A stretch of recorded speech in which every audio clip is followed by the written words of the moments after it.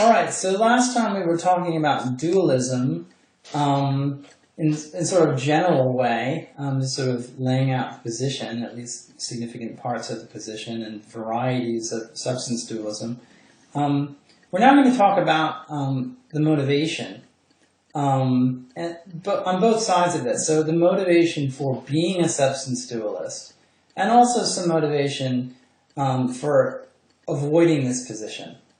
So we need to keep both of these things in mind. So just as a reminder, the contrast that's central here is the contrast between a substance monist position, sometimes called a substance physicalist or materialist position, and a dualist position of the kind that Descartes defended, whereby physical and mental things are fundamentally and irreducibly distinct.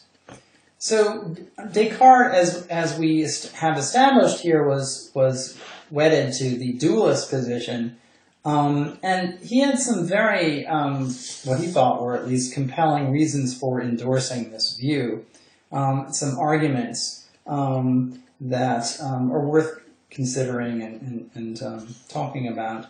And these arguments tend to rely heavily upon something called Leibniz's law.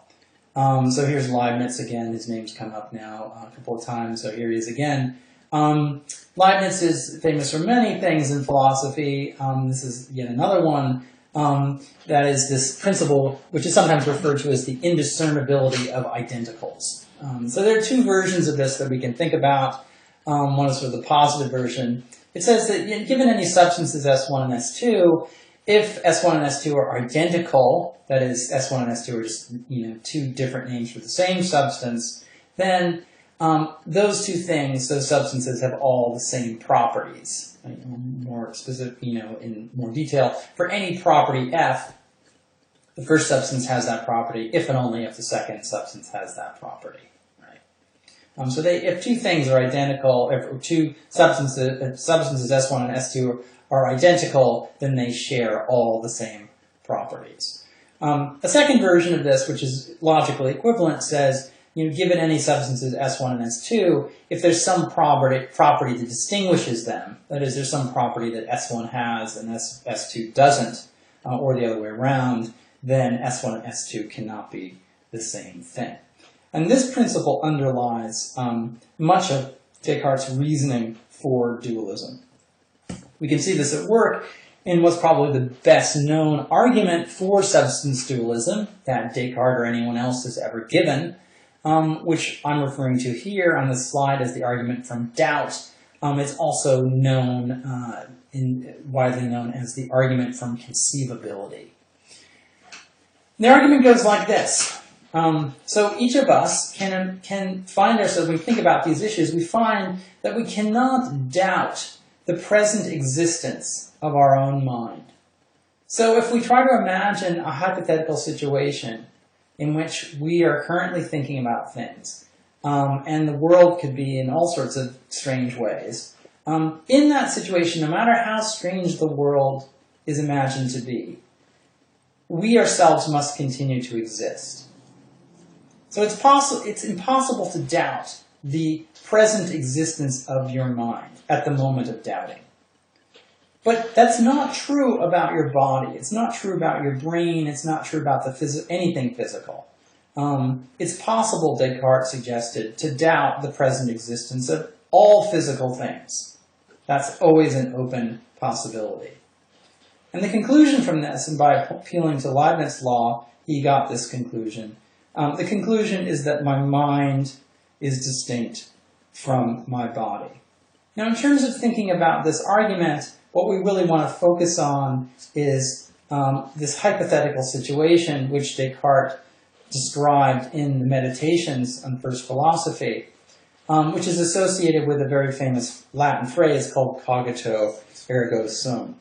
So what Descartes does is to imagine, effectively, a situation that was subsequently described as a brain in a vat thought experiment. So he asked us to imagine a hypothetical situation in which the physical world didn't actually exist.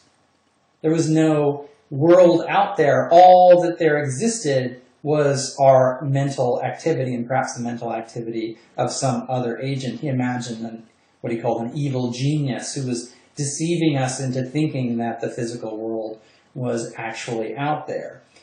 This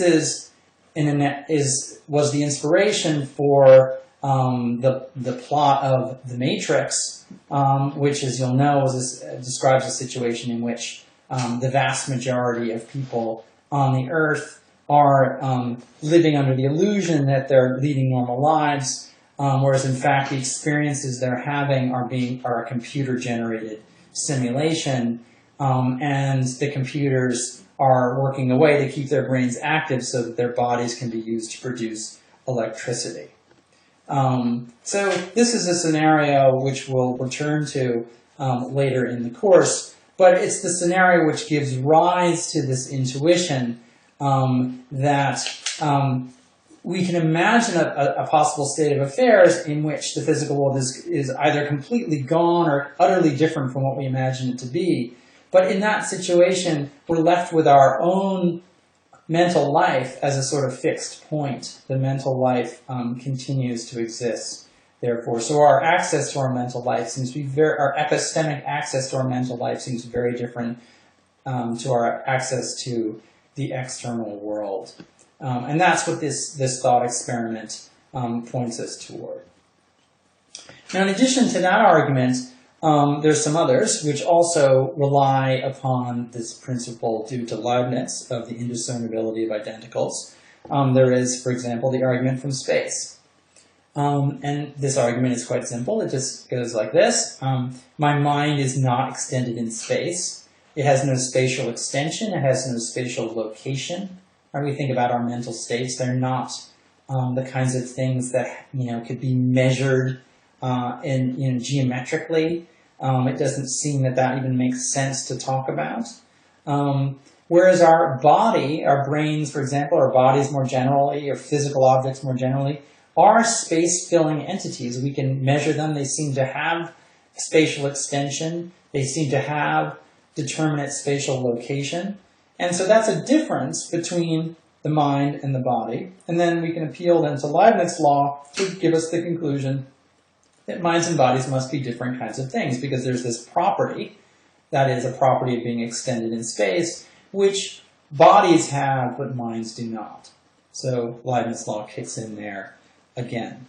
Related to this is the argument from divisibility.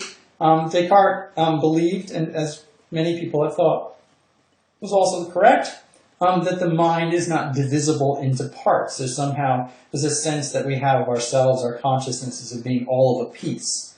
It's not something you can sort of partition into segments.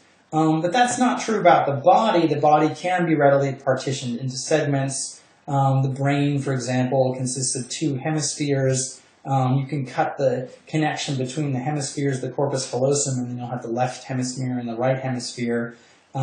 Each of the hemispheres divides into different lobes and so on. So you can partition the body in all sorts of ways, but it doesn't seem that doesn't seem to be the case about the mind. That kind of partitionability doesn't seem to apply. So once again, there's a property that distinguishes minds from bodies. Further, the argument from transparency suggests that there's this fundamental difference, and this, in a way, goes back to something we said when we talked about the characteristic marks of the mental that give rise to the problem of mind and body in the first place. Our minds, our mental states can be transparent to us. They're self-intimating. If you have a headache, you just know that you have a headache. There's no investigation to be done. There's no testing that needs to be done. There's no experimentation. You just know it automatically. That's not true about the bodies, as we noted earlier. The condition of your brain, whether or not you have a brain tumor, for example, is not self-intimating. You might have an asymptomatic brain disorder, but that's not true in the mental domain, or at least that's what Descartes thought. And therefore, we get the conclusion, as before, by appealing to Leibniz law, that the mind and the body are distinct.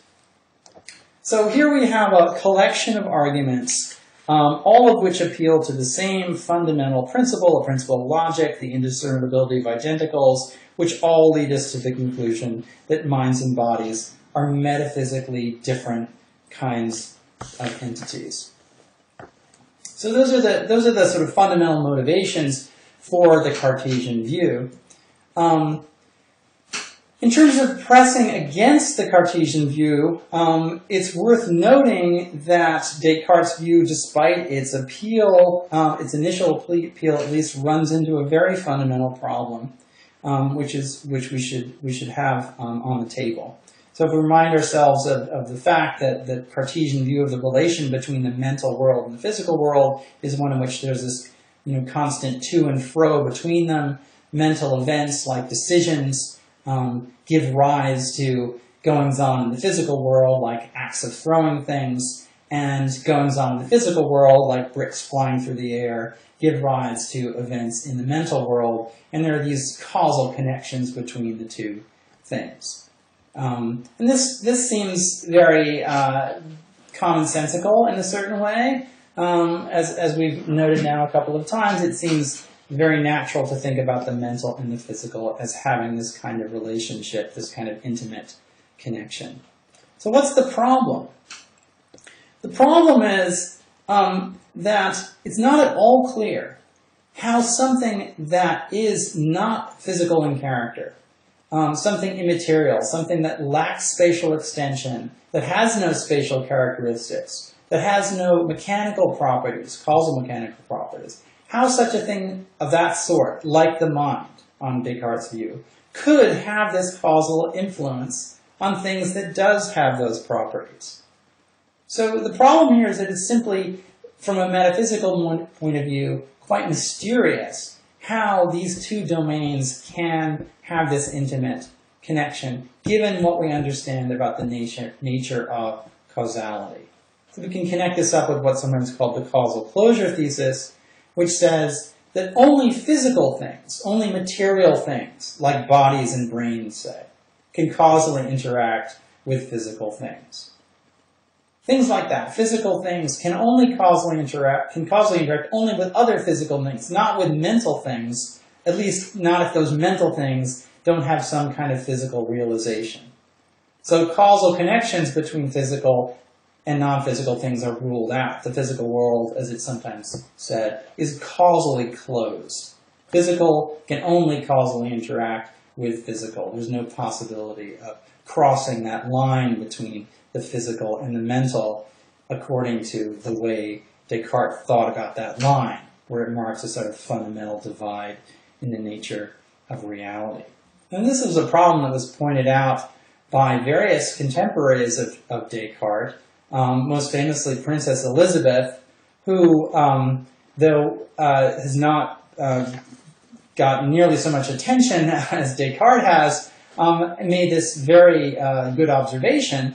In a letter she wrote to Descartes in 1643, she said, it appears that all determination of movement is produced by the pushing of the thing being moved, by the manner in which it is pushed by that which moves it, or else by the qualification and figure of the surface of the latter.